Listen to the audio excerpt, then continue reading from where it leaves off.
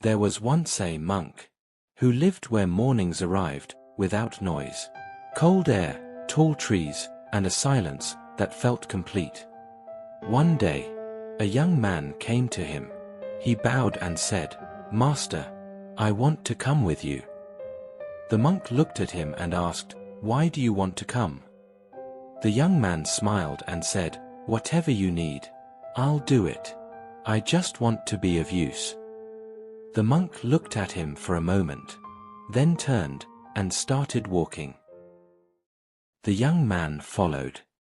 The path was narrow, the air cold, and the silence steady. But the young man couldn't stay quiet. After a few steps, he walked closer and said, "Master, where are we going?" The monk kept walking and said, "To sit." A few moments passed. Then again, the young man spoke. "Master, how long will we sit?" he said. The monk replied, "As long as needed." They walked further. The young man looked at him again and said, "Master, do you meditate every day?" "Yes," the monk said. "And what do you think about while meditating?" the young man said. The monk didn't answer this time. He just kept walking. The young man continued, question after question, step after step, filling the quiet space with his voice. The monk said nothing. After a while, they reached a clearing. And there, near a rock, they saw a small puppy. White, soft, trembling in the cold. The young man quickly walked toward it. He bent down, touched it, and said, "Oh, it's freezing." He picked it up and said, "Master, we should take it with us." The monk looked at the puppy, then at him, but said nothing. The young man held it closer and said, "It won't survive here." The monk turned and started walking back. The young man followed, carrying the puppy. For a while, everything seemed fine.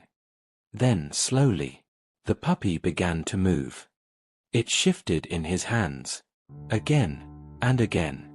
Its body grew tense, its breathing faster. The young man frowned and said, "Hey, relax, it's okay." He held it tighter and said, "You're safe now." But the puppy struggled more. It tried to twist away, restless, uncomfortable.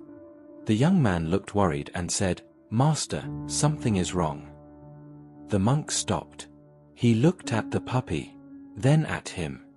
The young man said, "Maybe it's scared." The monk stepped closer, gently touched the puppy, and said, "Before you try to help, understand what it needs."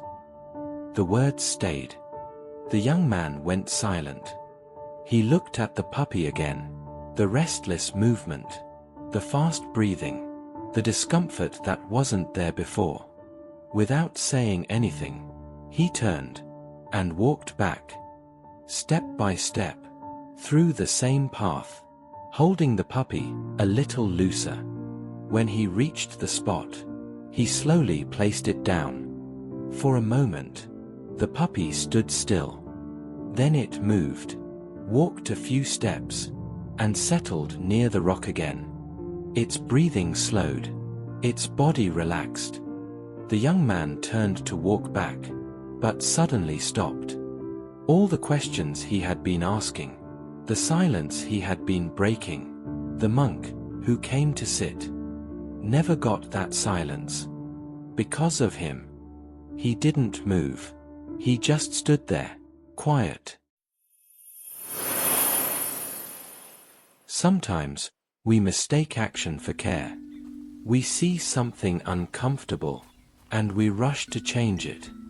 But before you do anything for anyone, pause and understand their situation and what they actually need.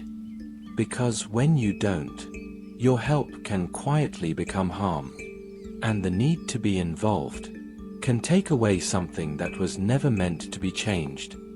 Sometimes, the right thing is to step back and not interfere.